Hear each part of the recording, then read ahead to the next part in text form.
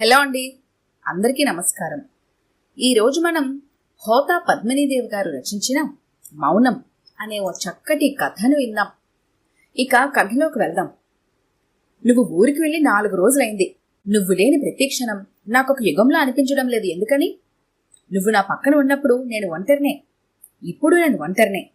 మనిద్దరి మధ్య అగాధం లాంటి మౌనం కంటే ఇప్పటి నిశ్శబ్దమే నాకు బాగుంది. నువ్వు నా పక్కన లేవనే బాధ నాలో లేదు. నీ ఆబ్సెన్స్ని నేను ఫీల్ అవ్వడం లేదు. నాలో సున్నితమైన భావాలు చచ్చిపోతున్నాయా? నేను నిన్ను ఇదివరకట్లా ఎందుకు ప్రేమించలేకపోతున్నాను? డైరీ మూసి పెన్ క్యాప్ పెట్టి కుర్చీలో వెనక్కి వాలి కళ్ళు మూసుకొని కూర్చుంది మాధుర్య. మూసిన కనురెప్పల చాటు నుండి వ్యధాభరితమైన ఆమె మనసు మారుమూల పొరల్లో నుంచి ఒక కన్నీటి బొట్టు ఆమె చెక్కిల్ని ఆర్ద్రంగా స్పృశించింది. విష్ణు ఆఫీస్ నుంచి ఇంటికొస్తూనే నేరుగా బెడ్రూంలోకి వెళ్ళిపోయాడు. కాఫీ కప్పుతో ఆ గదిలోకి వచ్చిన మాధుర్య పడుకొని ఉన్న భర్తను చూసి, అలా ఉన్నారే అని అడిగింది. తలనొప్పి, ఒళ్లంతా నొప్పులు, జ్వరం వచ్చేలా ఉంది అన్నాడతను కళ్ళు తెరవకుండానే. కాఫీ కప్పు టీపాయ్ మీద పెడుతూ అంది, కాఫీ ఇక్కడ పెట్టాను, తాగి పడుకోండి అనేసి గదిలోంచి బయటికెళ్ళింది. విష్ణుకి కళ్ళు తెరవాలని, లేచి కాఫీ తాగాలని లేదు. అతని శరీరంలో ఏ అవయవమూ అందుకు సహకరించడం లేదు. కాని వేడి కాఫీ తాగితేనైనా తలనొప్పి తగ్గుతుందేమోనని బలవంతాన లేచి కాఫీ తాగాడు. మాధుర్య గదిలోకొస్తే బావుండు, తన నుదుటికి పెయిన్ బామ్ రాస్తే బావుండును అనుకుంటూ కళ్ళు మూసుకున్నాడు. హాల్లో టీవీలోంచి ఏవో డైలాగులు వినబడుతున్నాయి. ఏదో సినిమా కాబోలు. మాధుర్య టీవీ చూస్తున్నట్టుంది. విష్ణు కళ్ళు మూసుకున్నాడు.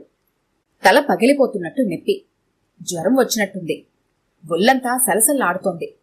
తననిక్కడిలా వదిలేసి ఆమె టీవీ చూస్తోంది. మనసు చివుక్కుమంది.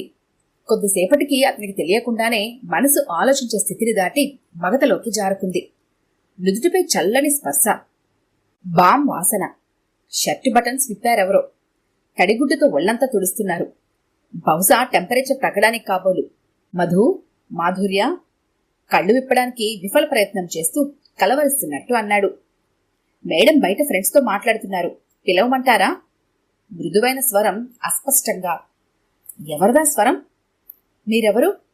తనకి సపర్యలు చేస్తున్నా ఆమె ఎవరో తెలుసుకోవాలని కుతూహలంతో అడిగాడు. నర్సుని. జ్వరంతో బాధపడుతున్న తనని నర్సుకి వదిలేసి తన ఫ్రెండ్స్తో బాధ కాని కొడుతోందా? అతని మనసులో బాధావేదనలు. అతని ప్రమేయం లేకుండానే మళ్లీ మగతలోకి జారుకున్నాడు. 3 రోజుల తర్వాత విష్ణుకి జ్వరం తగ్గింది. దిండు నానుకుని మంచం మీద నిస్సత్తుగా కూర్చున్నాడు. మాధుర్య గదిలోకి వచ్చింది. జ్వరం తగ్గింది. ఇవాళ అన్నం తినవచ్చని డాక్టర్ చెప్పారు. చారణం తిందురుగాని. ఇక్కడికి తీసుకురానా? డైనింగ్ టేబుల్ దగ్గరికి వస్తారా? రాలేను, ఇక్కడికి తీసుకురా. సరే. ఆమె కిచెన్లోకి వెళ్ళి 5 నిమిషాల తర్వాత బౌల్లో చారణం కలిపి స్పూను, మంచినీళ్ళ గ్లాసు, అతను అన్నం తిన్నాక వేసుకోవాల్సిన టాబ్లెట్స్ తెచ్చి టీపాయ్ మీద పెట్టింది. తిని నిద్రపోకండి, మళ్లీ జ్వరం వస్తుంది హెచ్చరికగా అంది. మధు, కాసేపు నా దగ్గర కూర్చో అర్థింపుగా అన్నాడు. మీరు ఎలాగా ఇంట్లోనే ఉంటారు కదా అని మిస్సెస్ సిన్హాతో షాపింగ్కి వస్తానని చెప్పాను. అయ్యో, ఇప్పటికే ఆలస్యం అయిపోయింది, వస్తానే అని మామూలుగా చెప్పి హడావిడిగా వెళ్ళిపోయింది. షాకింగ్గా ఆమె వెళ్ళిన వైపు చూస్తూ ఉండిపోయాడు. తనకి కాస్త తలనొప్పి వస్తే హడావిడి పడిపోయే మాధుర్య ఎందుకిలా ప్రవర్తిస్తోంది? తనను పట్టించుకోదే? అన్నం తినాలని లేదు, కానీ తినాలి. జ్వరం తగ్గినా కాలు చెయ్యి కదల్లేనంత నీరసం. తను మామూలుగా అయ్యి రొటీన్లో పడాలంటే ఏదో ఒకటి తినాలి. బిజినెస్, కొత్త కాంట్రాక్ట్లు, ఎత్తులకి పై ఎత్తులు, అచీవ్మెంట్లు, కొత్త ఉత్సాహం, విజయం తాలూకు ఆనందం. అందరూ తనను చూసి ఈర్ష్యపడాలి. బౌల్ చేతిలోకి తీసుకుని మెల్లిగా తినసాగాడు. నోరు చేదుగా ఉంది. మందుల ప్రభావమో లేక జ్వరం వలనో తెలియదు. ఎలాగో అన్నం తిన్నాననిపించి నీళ్లు తాగి టాబ్లెట్స్ మింగి హాల్లోకి వచ్చాడు. ఇల్లంతా నిశ్శబ్దంగా ఉంది. ఒంటరితనం భరింపరానిదిగా ఉంది. తనకో తోడు కావాలి. మాధుర్య ఇంట్లో ఉంటే బాగుండును. అయినా మధులో ఉన్నట్టుండి ఈ మార్పు ఏమిటి? తనకి కాస్త తలనొప్పేస్తే తన చేత టాబ్లెట్ మింగించి పక్కన కూర్చొని నుదుటికి పెయిన్ బామ్ రాసి నిమిషానికోసారి తగ్గిందా అని ఆదుర్దాన్ని ప్రకటించే మధు 3 లంఘనాలు చేసినా తను అన్నం తినేటప్పుడైనా దగ్గర ఉండకుండా ఫ్రెండ్తో షాపింగ్కి వెళ్తోందా? అసహనంగా నిట్టూర్చి రిమోట్ చేతులకు తీసుకున్నాడు. ఛానల్స్ మారుస్తున్నాడు. ఏదీ చూడబుద్ధి కావడం లేదు. మనసులో ఒకే ఆలోచన. అది మనసుని చెదపురుగులా తినేస్తోంది. ఒంటరితనం, నిశ్శబ్దం, పిచ్చెక్కిపోతోంది. 3 గంటలకి ఇంటికొచ్చింది మాధుర్య. ఇంటికి వస్తూనే కిచెన్లోకి వెళ్లి కాఫీ కలిపింది. అతనికి ఒక కప్పు ఇచ్చి తన కప్పు తీసుకుని టీవీ ఆన్ చేసింది. ఏదో తెలుగు డైలీ సీరియల్ వస్తోంది. ఆమె టీవీ చూడ్డంలో ఎంతగా లీనమైందంటే విష్ణు 2 సార్లు పిలిస్తేనే గాని పలకలేదు. ఏమిటి? టీవీ వాల్యూమ్ తగ్గిస్తూ అడిగింది. కాసేపు టీవీ కట్టేసి నాతో మాట్లాడొచ్చుగా గోముగా అడిగాడు. ఏం మాట్లాడను? టీవీ మీద నుంచి దృష్టి మరల్చకుండానే అడిగింది. నాకు బోర్గా ఉంది. నేనేం చేయను? మీరు కూడా టీవీ చూడండి కావాలంటే. విష్ణు నోట మాట రావడం లేదు. ఆమె తనను నిర్లక్ష్యం చేస్తుందనే భావన తట్టుకోలేకపోతున్నాడు. నాకు నీరసంగా ఉంది, కాసేపు నా దగ్గర కూర్చో. నేను మీ దగ్గర కూర్చుంటే నీకు నీరసం తగ్గిపోతుందా? వ్యంగ్యంగా అడిగింది. అతను నిస్తేజుడై ఆమెను చూస్తున్నాడు. ఉన్నట్టుండి ఆమెలో వచ్చిన ఈ మార్పుకి నివ్వెరపోతున్నాడు. ఎందుకిలా మారిపోయావు మధు అనుకున్నాడు బాధగా. రాత్రి 10:30. పోర్టికోలో కారాపి లోపలికొచ్చాడు విష్ణు. మాధుర్య అతని రాకని గమనించినట్టే టీవీ చూస్తోంది. అతను 10 నిమిషాల్లో స్నానం ముగించి డైనింగ్ టేబుల్ దగ్గరికి వెళ్తూ పిలిచాడు. మధు, అన్నం పెట్టు. ఆమె ఒక్క క్షణం తల తిప్పి అతన్ని చూస్తూ అంది. అరే, మీరు భోజనం చేయలేదా? ఇంత రాత్రి వరకు ఇంటికి రాకపోతే మీ ఫ్రెండ్స్తో బయట తినేసి వచ్చారనుకున్నాను. అందుకే నేను భోజనం చేసి మిగతా వంట వాచ్మ్యాన్కి ఇచ్చేశాను. అతని కడుపులోని ఆకలి కరకరలాడుతోంది. ఆకలి కంటే భార్య తన నిర్లక్ష్యం చేస్తుందనే వేదన మనసుని మండిస్తోంది. ఇటీవల కాలంలో భార్య ప్రవర్తనలో వచ్చిన మార్పుకి అసహనంతో రగిలిపోతున్న అతను ఆగ్రహంతో అరిచాడు. నేను భోజనానికి ఇంటికి రానని నీతో చెప్పానా? రాత్రి 10 గంటలు దాటితేను ఫ్రెండ్స్తో బయట తిని రావడం మీకు అలవాటేగా. ప్రశాంతంగా జవాబిచ్చింది. ఎందుకిలా ప్రవర్తిస్తున్నావు నువ్వు? కనీసం నేను భోజనం చేశానో లేదో కూడా పట్టించుకోకుండా తీవ్ర స్వరంతో అడిగాడు. ఏమిటండి మీరు? చిన్న విషయానికి ఎందుకింత రాద్ధాంతం చేస్తారు? మీరు బయట తినేసి వస్తారేమో, వంట పొద్దుటికి పాడవుతుందని వాచ్మ్యాన్కి ఇచ్చాను తప్ప. అంతగా ఆకలైతే ఫ్రిడ్జ్లో పాలున్నాయి తాగండి అనేసి మళ్లీ టీవీ చూడటంలో లీనమైపోయింది. ఒక్కంగలా ఆమెను సమీపించి ఆమె చేతిలో నుంచి రిమోట్ లాక్కుని టీవీ ఆఫ్ చేశాడు. ఏమిటిది? టీవీ చూడ్డానికి కూడా నాకు పర్మిషన్ కావాలా? అతని చేతిలో నుంచి రిమోట్ లాక్కబోయింది. అంతే, ఆమె చెంప చెల్లుమంది. ఆమె చేష్టలు దక్కి నిలబడిపోయింది. నీకు పొగరు ఎక్కువైంది. నాకు జ్వరమొస్తే పట్టించుకోకుండా నర్సుకి నన్ను అప్పగించి ఫ్రెండ్తో షికార్లు కొడతావా? నా ఆకలిని పట్టించుకోకుండా ఇకల దాకా తిని టీవీ చూస్తూ కూర్చుంటావా? పొగరే కాదు, నీకు నిర్లక్ష్యం కూడా పెరిగిపోయింది. కట్టుకున్న మొగుడిని పట్టించుకోవడానికి తీరికలేదా? అవధులు దాటిన ఆగ్రహంతో అరిచాడు. నవ్వింది మాధుర్య. 20 రోజులు, ఒక్క 20 రోజులు మిమ్మల్ని నిర్లక్ష్యం చేస్తే తట్టుకోలేకపోతున్నారే. అలాంటిది మన పెళ్ళైన ఈ 3 ఏళ్లలో కొత్తలో 6 నెలలు తప్ప నన్ను పట్టించుకున్నారా?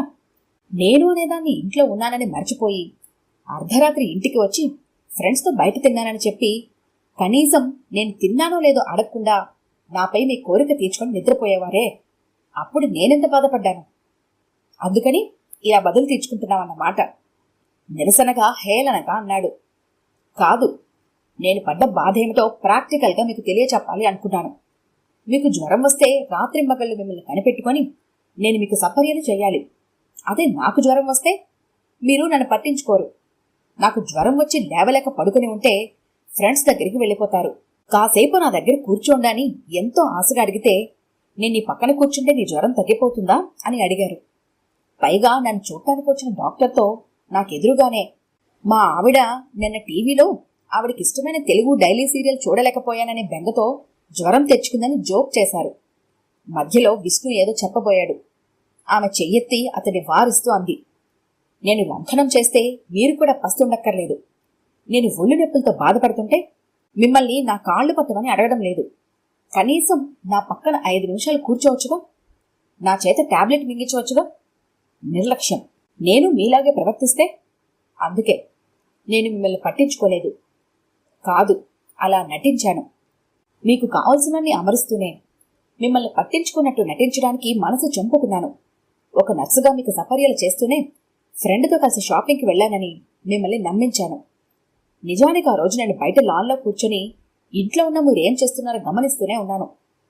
ఒంటరితనంతో యుద్ధం చేస్తున్న మీలోని అశాంతిని, అలజడిని గమనిస్తూనే ఉన్నాను. కానీ అది చాలదు. ఇన్నాళ్ళు మీ మౌనంతో, ఆ నిశ్శబ్దంలో నేను ఎంత అశాంతికి లోనయ్యానో మీకు బాగా అర్థమవ్వాలి.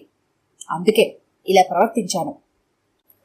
జ్వరం వచ్చినప్పుడు నాకు సేవ చేసింది నువ్వా? నర్సు కాదా? అప్రయత్నంగా అడిగాడు.